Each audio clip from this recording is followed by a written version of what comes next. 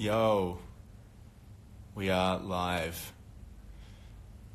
Hey guys, hey Chris. Linda's in the room. Hey, hope you guys are doing well. I have snuck back into the studio to chat with some of my favorite guys, MSquared. Hey says, and I'm going to just add them in now. Let me see if I can do this. Yeah. And they should be here in just a sec. Paynter! Jules, How are you? going on, man? I've just snuck into the mushroom writing room because there's no one in the building, so it's safe here. Good. I'm sending happy isolation to you. Where are you? I'm in my house, man, where the government has commanded me to be for the foreseeable future. Smart. You're a smart man. Now, I feel like I saw Dello in here, but I haven't gotten a request from him to join. Hello, Linda. Let's see if this will work. So what do your days look like at the moment, Paynter? What's been happening? We are just been doing pre-production for an album coming up that we kind of agreed to do before all the craziness, and working with a guy that is sort of, all the songs are kind of already written. So we're just sort of tidying up the pre-production of this one, sort of making sure the choruses and the verses and all that kind of thing pop as they should. And then we're beginning production on that tomorrow. So pretty much just a whole lot of learning how to use Zoom at the moment, really, and Pro Tools Cloud and all this stuff that we've never really had to work with before. So it's a brave new world.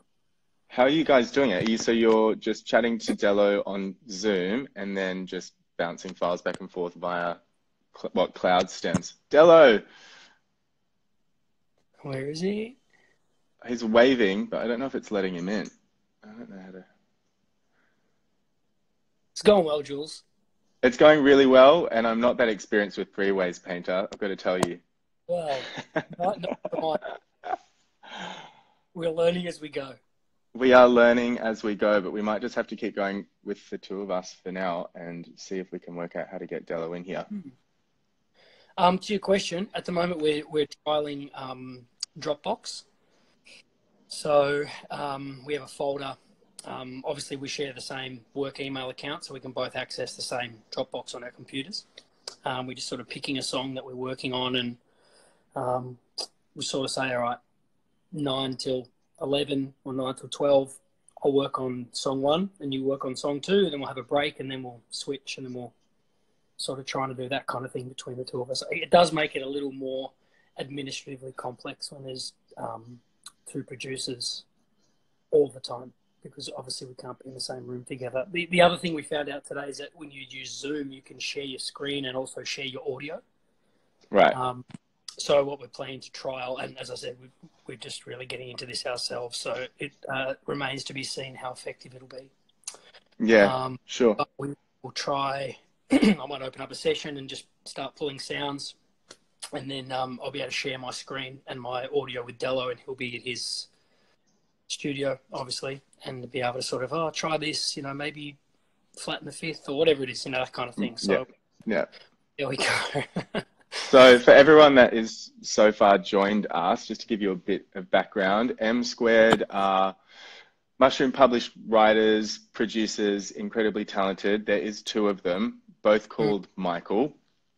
And you guys have worked with some incredible people in Australia and around the world, like Aloe Blacc. You've had Newton Faulkner through your studio. You've worked with Tkay Maidza, Coda Conduct, Chloe, Tyne James Organ, Casey Barnes, Mobs. The list goes on and on and on and on. You guys are probably some of the hardest working dudes in the game, I reckon, that I've worked with, that's for sure.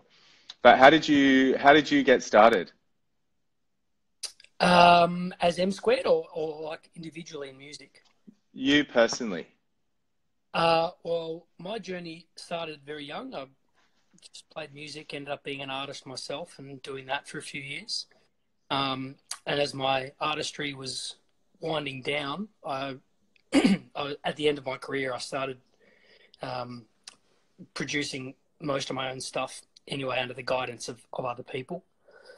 So I was kind of leaning into production. And then I just sort of had people around me saying, oh, would you want to help me produce this and this? And it was just like a real natural sort of ending of one and the beginning of another, you know, and I was able to use, me and Dello always talk about that what a strength it is to have been on both sides of the microphone. So, right. You know, probably better part of eight years living and working through Europe and America with people like us. So I know what it's like to, you know, come into a room really scared that people aren't going to get you or aren't going to speak your language, or that you're going to walk out of a session with the producer's idea of what you wanted instead of your idea of what you wanted. So we're really acutely aware of that, and we both experienced, you know, the good and the bad of that. So we feel like we take that into everything we do as much as we can, and we try to remember that it's not the MSquared show, it's the artist show. Whoever we're working with, it's their show. So we've just got to do what we can to get out of the way and make them shine. Totally. So how did you and Dello form MSquared? Because obviously you're both talented writers and producers in your own right, and it is a pretty unique scenario, like you said, to have two producers working that closely together all the time. Oh, are we going to get him in, or are we just going to continue? I am trying to multitask, which, to be honest, I'm not that good at. Let's be real. This is Instagram. It's not the 9 News. And I don't do this for a living, Dello, just FYI. But I am going to try and add him in. He's doing a few Google now. I can see his little wog fingers typing on the keys, trying to how to thread Instagram. I am emailing you now, Dello, so check your email. Well, I forget the question. Sorry, dude. How did you and Dello hook up officially and form MSquared? I was playing a gig, a Michael Paynter gig at a festival in Mildura, I think it was. That was the first time I kind of remember Dello. And he was playing in another band that was on the lineup as well. And we just sort of met there, and I think we were sort of following. This is MySpace days. This is how old we are. Top 8? Yeah, top 8, following each other around about. We had and I'm also a vocal coach. So I think that from memory, he'll correct me when he comes on, but he reached out and we started coaching him in singing. And then I sort of, through that, heard the stuff that he was producing of his own. And I was like, man, that's really good. And I just sort of said, you know, maybe I've got all these people that are asking me to, you know, do you want to produce? And he was like, I love producing. And we just sort of said, why don't we just try and work on some stuff? And it just was immediately gravy. So we just continued to roll with it. And here we are 10 years later. 10 years on. What are the highlights so far for you? Oh, man. So many. I think, getting our studios in Oakley was a big one for me, a recent one. We looked for a spot for a long time, and we just had to make sure it was the right spot. So now we've got a really cool little complex in the middle of Oakley, within sort of spitting distance of Baklava and some amazing souvlaki, which is great, which is just a really great vibe. And the fact that we've got Rob Amoruso, another heckin' mushroom guy, in the other room, and we've got Entente in the third room. It's like we wanted to kind of create a Melbourne Brill building type vibe where there's just creativity and songwriters and just music pumping out of each room all the time. So the fact that we've kind of been able to foster that has been really exciting. That's definitely been awesome. But maybe also the couple of LA trips that we've done in a couple of recent years, we've had some really great success from those and met some awesome people and really been stretched and encouraged. So there's so many, mate. It's been 10 years, so there's a lot of highlights. Let me bring up a couple of these names again. So in these recent trips to LA, you have worked with some incredible people like Shun, like Brando and Aloe Blacc. Tell me what it was like writing with Aloe, because that song went on and did some pretty incredible stuff. Tell me about that experience and that process. That one was terrifying for me. Why? I was just crapping myself, really. It was a big, it was a big deal, and I think that we just always hold ourselves to such a ridiculous standard, you know, that we just didn't want to let ourselves or him down, you know. And we had a friend set up the session who used to work at APRA, Lani, if you shout out if you're watching, and she sort of hooked us up with that session, and we did a massive day, like, you know, starting the morning, and we finished at maybe 7 or 8 o'clock at night. We grabbed some dinner on the way, and we didn't get to the Aloe session until close to midnight, I think. So it was like a really late session. It was quite out from LA, out of the city. And I think we finished recording it at 4:30 in the morning, and then we had another session at 10 the next day. So it was just back to back. So it was a big day. But we just sort of sat down and we talked about the movie, the Green Book that he was working on. He had another song that he'd tried to get into that movie, and because of a few administrative things, it didn't quite happen. So he said, if we can write a banger, I'm pretty sure we could get it to the director, which is, I think, one of the Andrew Farrelly, I think his name was, from the Farrelly brothers. And yeah, we wrote the song, tracked the vocal, finished it. I comped the vocal and did some piano stuff over breakfast that morning, and I was going home that day. So I just sort of finished the vocal and the piano, and then I had to get on a plane to come back home to my family. And Dello pulled in 2 friends the next day in a studio and put the drums and bass and choir and stuff around it. And on the Sunday, I'm pretty sure it was being cut into the movie. So within Yeah, it was such a great song and such a cool result too. That film went on to win, you know, an Academy Award for the best film that year. So it's pretty awesome to be a part of that. Do you get your own trophy? Do they send you? No. But I'll tell you what, that voice for me, like we have this a lot in the studio. I've got to admit, we're very lucky with the artists and the talent we have in Melbourne. But when you get a voice like that, it's almost like it's like saying, I'm going to give you Brad Pitt's rig. Can you go put on some clothes? It doesn't matter what you put on. You're going to look like $1 million. Do you know what I mean? Yeah, I can think of a lot of things to do with Brad Pitt's rig, to be honest. Yeah. You talked before about kind of that high standard that you guys hold yourselves to.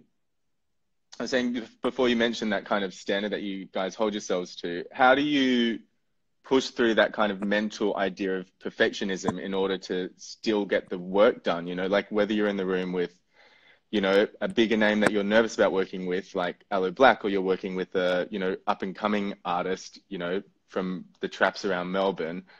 How do you yourselves get past that idea of having to make everything perfect? Because oftentimes you don't have the time to get the track sounding perfect, or, you know, it may not be your best day that day or whatever. So how do you keep going in spite of, you know, that kind of mental perfectionism?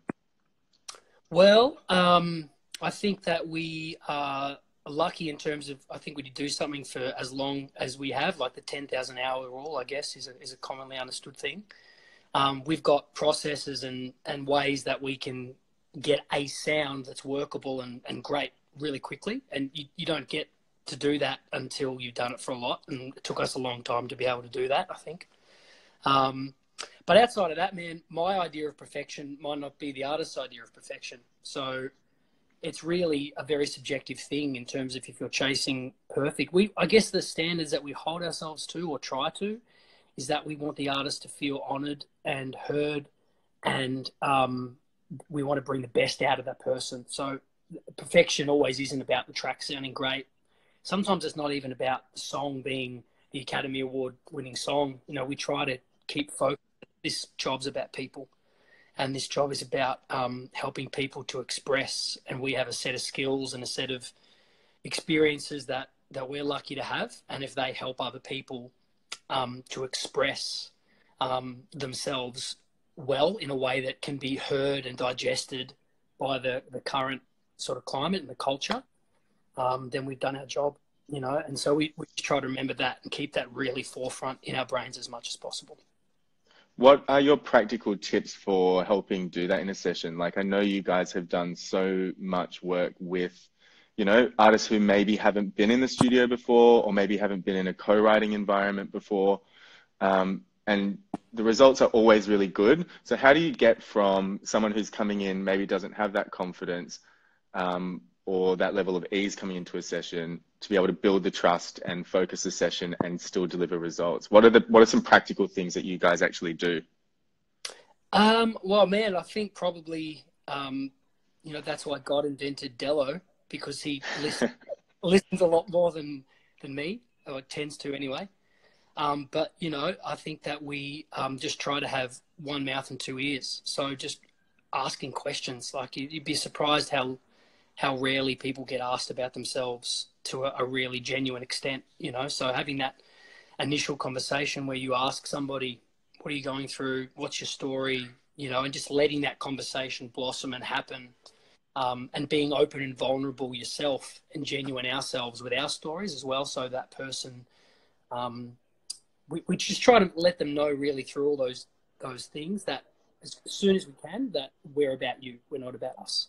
So, and even thinking back to my personal experience, the people that in my head now that I still talk to this day, like the LA session guys and all these dudes that are still at the top, the ones that I still connect with are the people that I remember caring about me.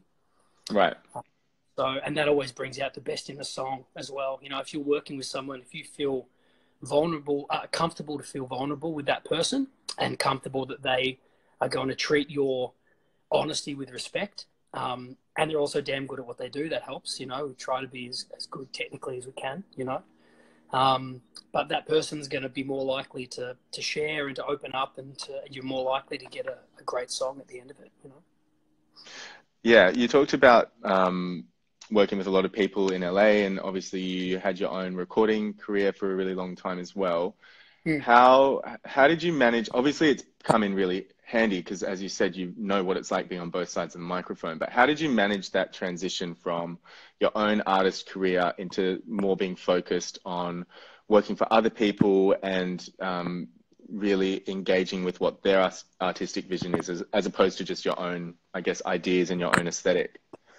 It's a really tough one, man. That's taken 10 years and I'm still working on it, to be honest. But I think whether you've been an artist or not, I think at doing this job, if you're a songwriter yourself, like if you're more than not just an engineer, but if you consider yourself to enjoy expressing yourself through songwriting, I think everybody has that struggle of trying to find the balance between listening to their own voice and trusting what their gut would say, and also listening to somebody else's gut and what they want to say.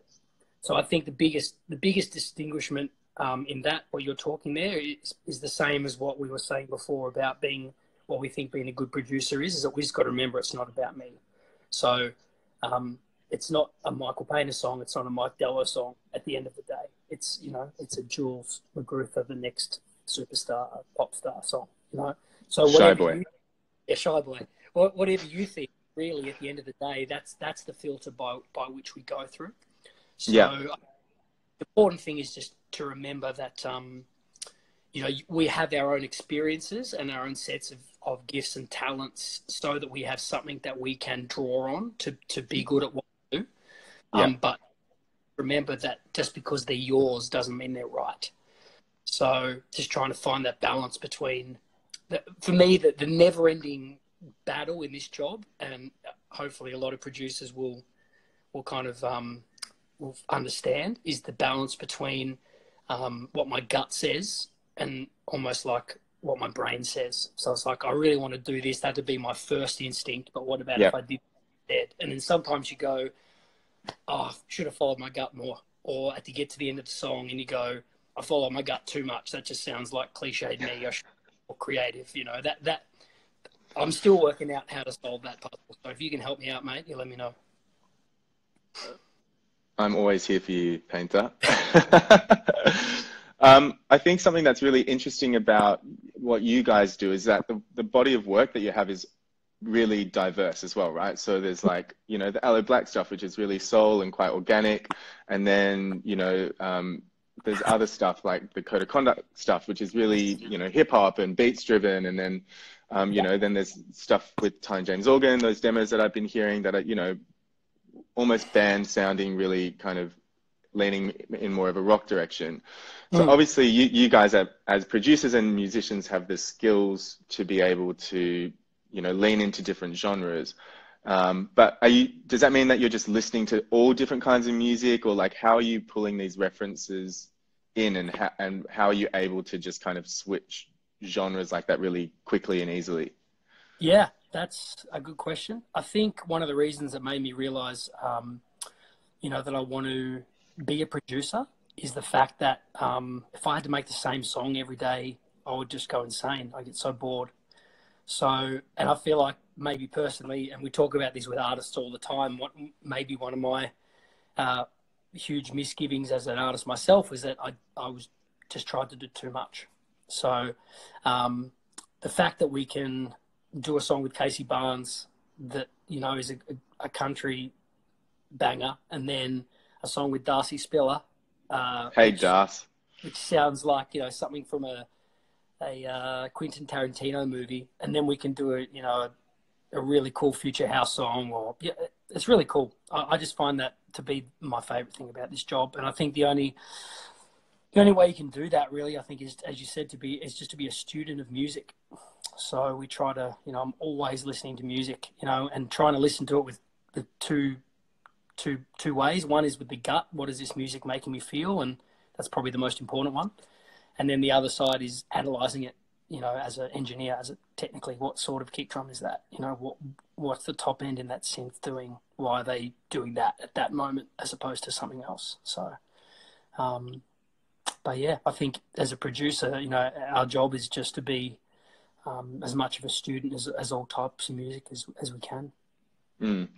And you guys have obviously put in, like you said, a lot of hours into it, and you've, you know, like I just said, worked with a lot of different kinds of artists, but you're also unbelievably busy. Like I'll call you and be like, "Oi, can you do this session?" You're like, "Yeah, in about 3 months." Yeah. Sometimes. Testify to that. So how have you gone? I guess this is almost a bit more of a business question or a business development question, as, you know, people that have to balance the creative and, you know, look after your families, generate income, you know, all those practical grown-up life shitty things that we've all got to do. Yeah. How have you gone about building up, having a schedule that's that full, having a pipeline of work that's coming in like that? Yeah, that's I think me and Dello are both happiest when we're achieving. You know, like we're just really results-based people, I'd say. So we really enjoy the hustle, and I know that we really encourage each other and spur each other on with that kind of thing. So if one person, I guess the beauty about what we do is because there's two of us. If one of us is feeling a bit flat or maybe a bit stuck, the other person jumps on the tools, and then vice versa. Or if we just think, you get into that zone where it's like, I can't even remember, I don't know whether this is a good idea anymore, we can turn around and go, hey, what do you think? So that's a big advantage we have being two of us.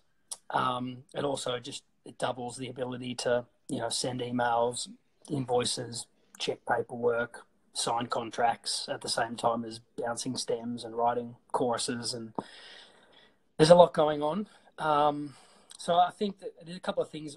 We've got some really good back-end processes that we've worked out over a while. You know, we're not afraid to talk to people about what, you know, the writing splits would be, you know, because you've just got to be open and honest with that sort of stuff. You know, people are kind of shy away from that. You know, we're not trying to pull the wool over anyone's eyes or try to do the dirty on anyone. So you've got nothing to sort of be afraid about with business. You say, this is what it's going to cost for me to work on this song. And you say to people, if that's out of your budget, you know, we can have a chat about it, or that's totally fine. You know, there's no pressure. So you just got to work out to get to that place where you're comfortable to have those conversations, I think. And I think maybe the other thing that we've worked out over time is that we personally like to work 9 to 5, which doesn't always with artists, but that, I guess that helps us not to let work sort of push into the weekend and, you know, the weeknights. You know, we like to kind of pull the cord and disconnect and then go back to our families and sort of recharge our soul and our mind and our body, and then come in and try and focus our work within those 8 hours of the day. And that that tends to add to the ability to keep the intensity up, you know, for a long time. Yeah, cool. All right. Well, I think we will wrap things up soon, but I want to get, like, I really want this to be practical. We want people to get actual good nuggets of gold to take away from them. So if you could just sum up for me 3 practical takeaway tips for people when it comes to the area of collaboration, what would they be? 3 tips for collaboration. I'd probably say listen as much as humanly possible. That would probably be the first thing that comes to mind.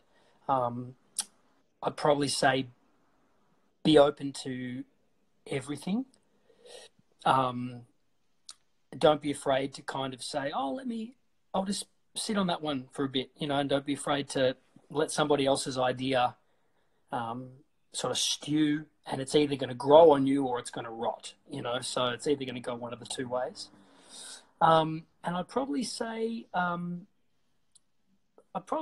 like, see the best in the people that you're working with. Like, everybody's going to have strengths and weaknesses. And if you can, as quickly as possible, focus on what does this person do really well, and then do your best to accentuate that. Not like, I wish this person could sing like Mariah, you know, but they sing Amy Winehouse's, which is cool as well, you know, that kind of thing. So everybody's going to have a strength. So, you know, as much as possible when you're in the room with people, that's why sort of listening to people and asking questions will help you to identify what those people's strengths are. If you just come in and me, and I'm doing this and talk, and I thought this, and dude, I'm preaching to myself here. Don't get me wrong. This is as much for me as it is for everybody else. But I think if you're asking me to reflect, I'd probably say in our moments of collaboration that have been the most effective, they're probably the 3 things I'd say. Love it. Well, I'm bummed that we couldn't get Dello in here. No. But it's devastating. But I know he also mentioned to me the other day that, you know, you guys are, you know, definitely positive dudes. You're very encouraging. And, you know, obviously it's an isolating time for a lot of people. And he did want to mention that, you know, if people are feeling isolated or have questions or want to reach out, they can definitely slide into the MSquared DMs, hit you guys up. More than happy to chat to people or answer questions, or just be a listening ear if people are struggling out there, or just want to chat to somebody, because I know that you guys are, always up for that stuff. You're such legends. Yeah, totally. No, we love people. We love artistry. We love, we love young people that are keen to, to develop and to express themselves. And we just get inspired by that, to be honest. You know what it's like, the older you get, the younger the next generation of geniuses get, and that's kind of terrifying and inspiring at the same time. So true. So we hit us up, man. We love to have a chat. We'd love to come in and speak to you guys and have a chat about your project and how we might be able to help. Obviously, once social distancing has been removed. But in the meantime, you can send us an email or as you said, hit us up in Insta. We'd love to hear from you. Awesome. Good to see your face, Paynter. Yeah, you too, mate. It's a pretty. I thought we might be seeing like some cuffed sleeves and like a bit more of the biceps, if I'm honest. Dude, is it cold there? It is a bit cold in my house at the moment. Yes. I also am exhausted and have kids, so I'm not sure that is conducive with biceps anymore. But who knows? Maybe one. I'm sure you're still jacked. You know Paynter's coming because you'll see like a 3 or 4 liter jug of water enter the room first, and then followed by a massive arm. I'll tell you this: 2 weeks ago, I did go out and panic buy 2 CrossFit certified dumbbells, and now I'm not at all surprised. they're all sold out. So I got in early. So I got me training, my rings and my dumbbells at the back, and that's doing me enough. I picked them up about twice, but they're there. It's not quite doomsday prepping, but it's close. I like it. Close. All right. Well, good to chat, man. Yeah, mate. Look after yourself. Look after the fam. Yep. Thank you. You too. And look after that cute little blossom of yours. And we have to do this again and get the man that listens on here. I know. That talks. Sorry, Dello. Next time, mate. And I've also almost run out of battery on my phone, so it's good timing. All right. Okay, yeah, everyone go wash your hands and stay safe. We'll talk to you soon. See you guys. Bye. Bye.